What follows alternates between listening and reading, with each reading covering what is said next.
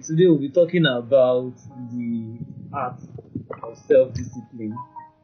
The art of self-discipline. And Engineer Igodaro, at least for a few years, I've had the opportunity to be a student under him. And one of the reasons for bringing this up and bringing up this interview is to actually make you guys learn from his own experience. He's a very successful man. So for the next 10-15 minutes, he will be the one speaking, and I just hope you'll be blessed with this short interview. Okay, it's about 2 minutes. Can you tell us just a short history about yourself? Okay. My name is Dr. Igodaro. I'm currently lecturing in the Department of Mechanical Engineering and currently the head of department. I grew up in a number of cities, primarily in Benin and Lagos states. I attended my primary school education in Benin before relocating to Lagos for my secondary school, after which I gained admission into the University of Lagos to study mechanical engineering. Having graduated from there, I worked a little bit in industry for a few years, with Guinness precisely, and then I opted to do a master's degree in the University of Benin, after which I also started lecturing in the same university. I think about 2 years into lecturing, I then traveled abroad to the United Kingdom for my PhD, where I did obtain the PhD from energy utilization and fuel cell systems. Of course, after the 3.5 years of the PhD, I've come back here to lecture. Family man, married with 2 kids. I think that's basically a brief summary of myself. Doctor, I told you already that we'll be speaking about the art of self-discipline. Mister, can you just tell us what does self-discipline mean, at least to an engineer, to someone who is successful, to a father? What does self-discipline mean? Well, basically, discipline is, of course, one of those virtues which I would say everybody, right from your first day of education, that's one of the primary virtues that is being instilled from your days in nursery school, secondary school, university. There is always, even living with the parents, there's always a tilt of discipline. Everybody wants whoever the word is to come out right, to do the right things, to have a good sense of moral code, a good sense of right and wrong, to be able to make independent judgments. So basically, I think the first and most important aspect of having that level of self-discipline is to be able to train and control yourself, not to get greedy, to be able to, first of all, be able to make judgments at the right time about what is right and what is wrong, to also go slightly more often than not above the personal thing, the personal interest, because once one brings in the personal interest, one brings in the concept of favor, then it's very, very difficult to be disciplined. One of the people that I learned under, the very late Professor Eli Salami, he told me something when I started my career in the university, and then it never really left me. And all the years I have tried to live with that simple doctrine of where don't go about looking for favors, because you would have to give back that level of favor tomorrow. So as much as possible, of course, being in an industry like here where it's a favor-based industry, where a student wants to get good grades, a colleague's child or a colleague's friend, there is always demand. If one sticks with those kind of principles, where one is fair, one is objective, and then sticking with those principles, and it's a bit easier, because then in your own conscience, in the depth of your own conscience, you know you have done the right thing, and you have tried to do the right thing every time. Wow, thank you very much, sir. That's a very awesome response. Sister, you in your own personal life, about self-discipline, what can you tell us how you have been disciplined? Can you tell us how you have been disciplined in your own personal life and career as a whole? How has it been to where you are? Because I know you are a successful person. So how has self-discipline brought you to where you are? Well, the first thing I would always say is not to be greedy. And not to be greedy. To, in every sphere of life, in every atmosphere that you live, in every condition you find yourself, to live it maximally and to be happy in it. I always smile whenever I hear the words like that, because I told a number of people, even my students, that I never ever grew up with a silver spoon. Okay? I grew up quite rough. I lost my dad when I was very, very young. My mother was a primary school teacher. I had to take care of 8 children, and I could say, very well enough, all of us are graduates. So I have lived in every different aspect of my life with a strong desire of want. Okay? But I think what makes one a person of character, a person of is to live in that period with maximum satisfaction and joy within the limits of what you want. Because when you cease to be greedy, when you cease to want to have what Mr. A or Mr. B wants, therefore that element of the lack of discipline comes in, because then you then begin to think or morally rationalize in your head that it's all about the end, that the end justifies the means. So it doesn't matter how we get there, it's just I'm there. But precisely if you are satisfied with what you have, then you will then begin to look around what you have and find the joy and find the happiness and find the reward in that unique system, such that it's then easy, because once you begin to appreciate whatever situations you find yourself in, then, like I said, it's much, much easier to be able to move one step at a time, to be able to progress, to be able to move on. Like I said before now, in my wildest dreams, I was never one of those crazy people that felt going abroad was the only thing in life. It was actually forced from my lap. People around me actually called me one day and said, go and apply for university. I did that, and I mean, I'm not missing or I'm not saying anything, but I remember at that time that I had quite a lot of colleagues who actually stood in for the same exam. But for me, I knew I was very satisfied with my life. I started a PhD here, but I was practically the only one who was awarded.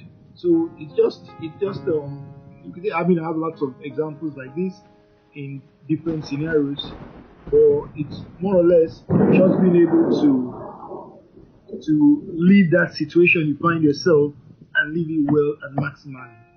And then whether you like it or not, if you do the things well, because I used to read from one of these ancient writers that you need to work and work well. That in that situation that you are, in that office that you are, you do the things, you put in your whole heart, like your life depending on it.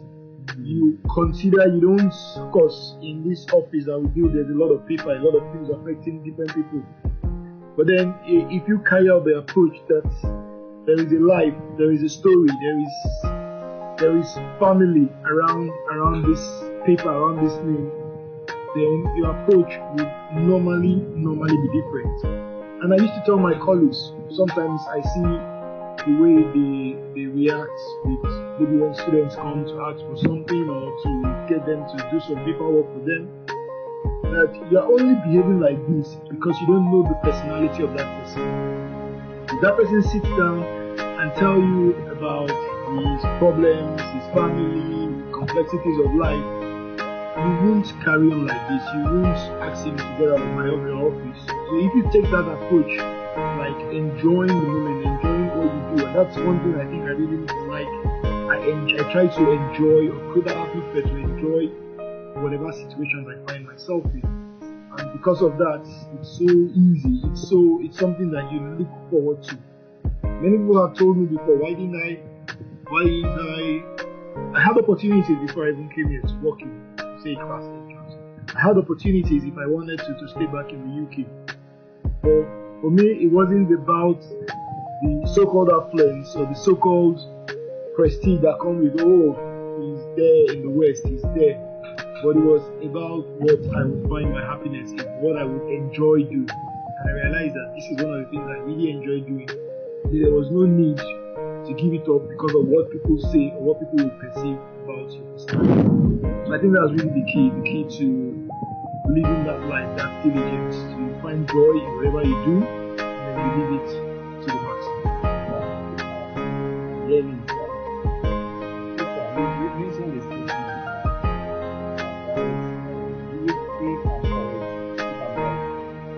there's something about finding, knowing what gives you joy, doing what gives you joy.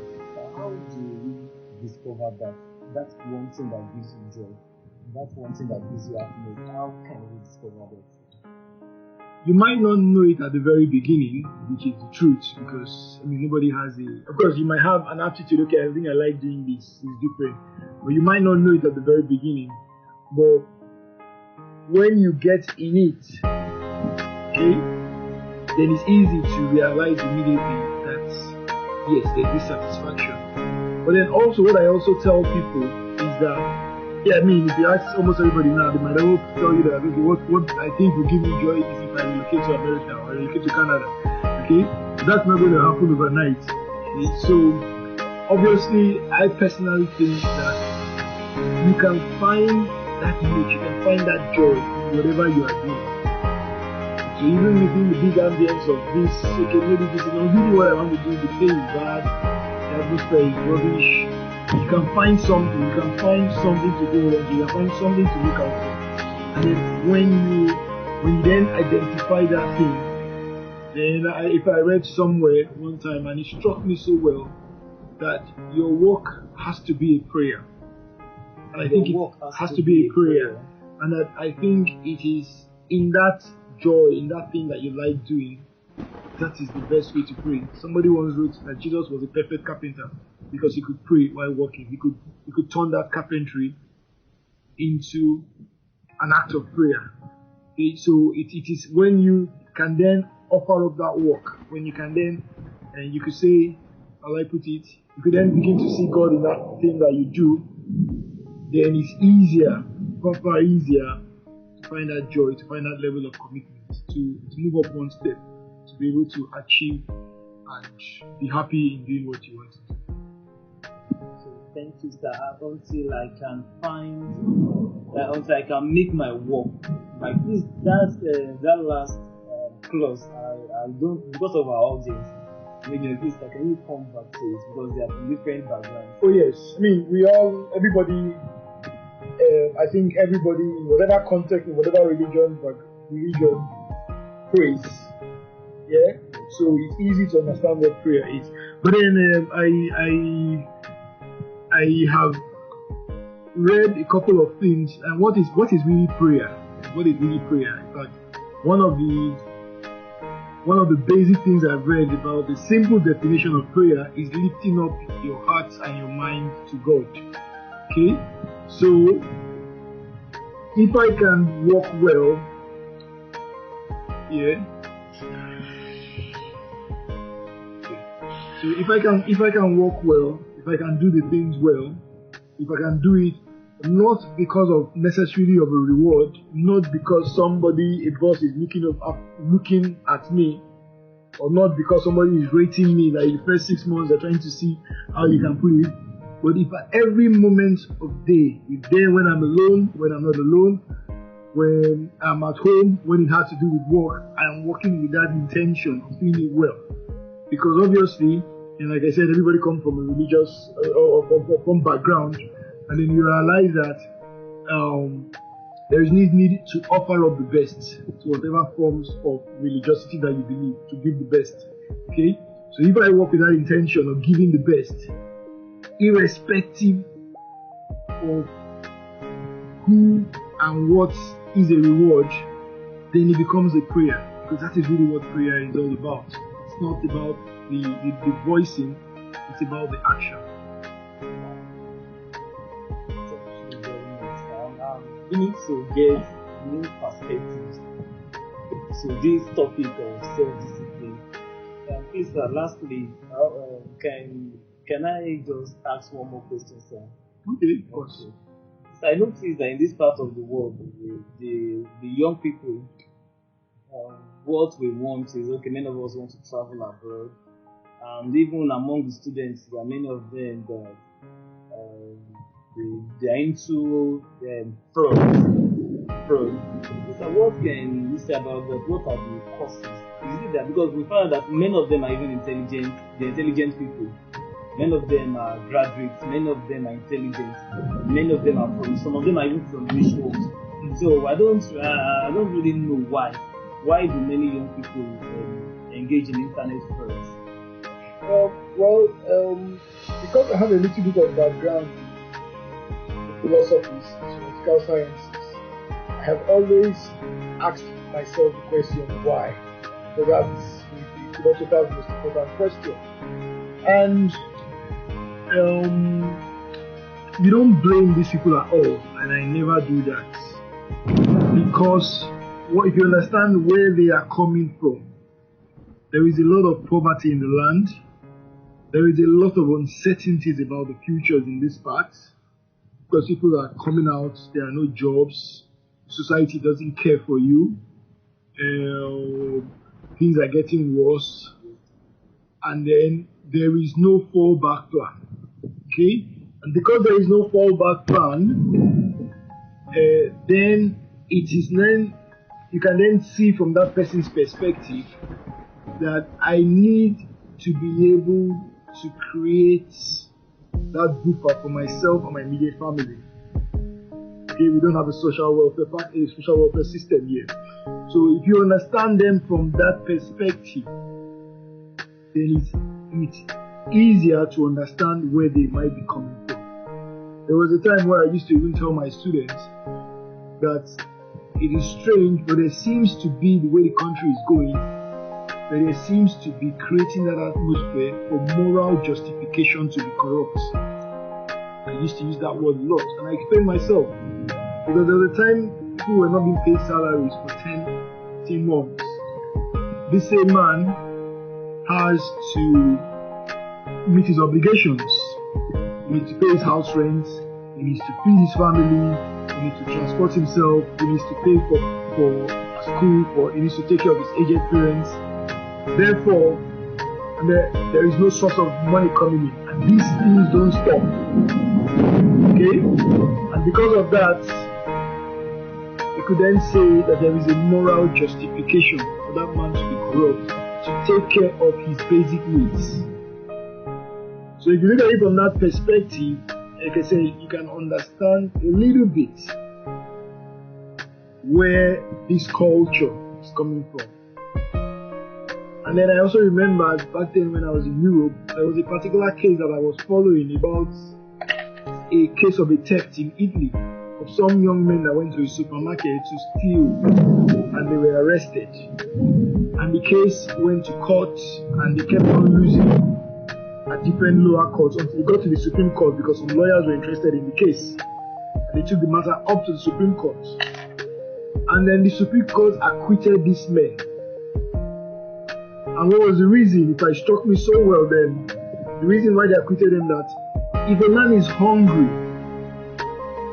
and has no means to eat, he has not committed a crime like breaking into a store to get food to eat.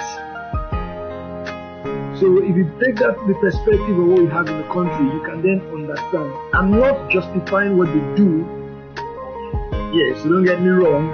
And they said in any systems, in any sane system, for you to solve any problem, you need to go back to where the people are coming from. That's the only way you can solve problems. There is no need arresting these people when you have not solved the fundamental problem. Okay? So if you understand the fundamental problems of how people are forced somehow into crime, you then begin to realize that we need to be able to go back and solve the economic problems. You need to be able to go back and solve the educational problems because another problem is also all connected to this new concept of fraud. Is that because there is this high poverty in the land, people are no longer able to give what they can give in the university education. So people are becoming more and more badly trained. Because of that, they are more and more becoming users. So we need to be able to solve that problem. And then we need to also, because these people have skills, we need to be able to find a way to channel these skills to more productive aspects. So for me, it's not so much about insisting on, oh, you can't do this, you can't do this, you can't do this. But if you understand where the person is coming from, and then you can help that person with proper education to be able to channel those skills to more productive systems, then it's easier for them to be able to turn that evil or that act of evil into concrete good, and to also to be able to get followers along those lines. Thank you very much. I'm seeing from a different light.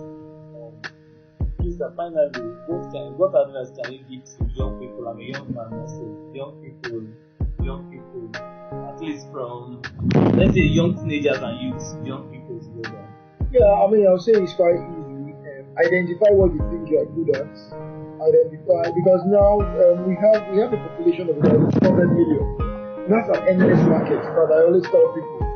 You need to just look around and see what is it I can do, what skills do I have, what skills can I learn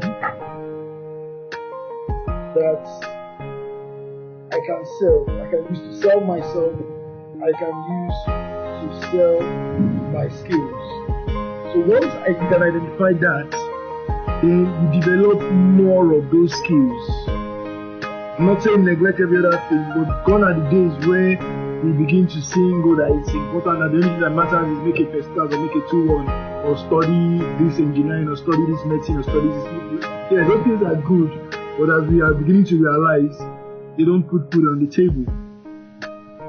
Yeah, so it's when you acquire particular skills, develop those skills, and then obviously, at that young age or this young age which you are in now, is the time to develop skills. It's the time to develop skills. And then for those who are much younger, who are having younger children, to expose your words to a variety of skills. Because that's also another thing that maybe our generation of parents missed out. Remember those days, I used to love football a lot, and they would beat the hell out of me if I come back from going to play football. But allow the children to develop a variety of skills at a very young age. And then as they grow older, they begin to pick those ones that they think they have a niche on, such that even if you graduate, and it's something that is happening more and more, almost everybody graduating now has one or two other skills. And that's precisely why, in fact, if you look at a country like Nigeria, even though we are all crying hunger, poverty, no jobs, but what keeps on impressing me, I've been in this institution for about 10 years, and then people are living 10 years, and I almost haven't seen any student who are ahead that is begging on the streets. So somehow everybody seems to find something. But obviously, if you have developed your skills or developed skills, then you would actually, you could say, in that simple, ordinary thing, make it big. Thank you very much. I really learned a lot. Audience, I know you are enjoying this. So what I've learned today is that discover what you have passion for, develop your skills, discover, know what skills you have, and build your life around it. Develop it, and life skills for you. Thank you very much, sir, for giving us. Alright, So, this is the end of today's interview with Dr. Igodaro, still on matters of the art of self-discipline. I hope you enjoyed this. Thank you very much.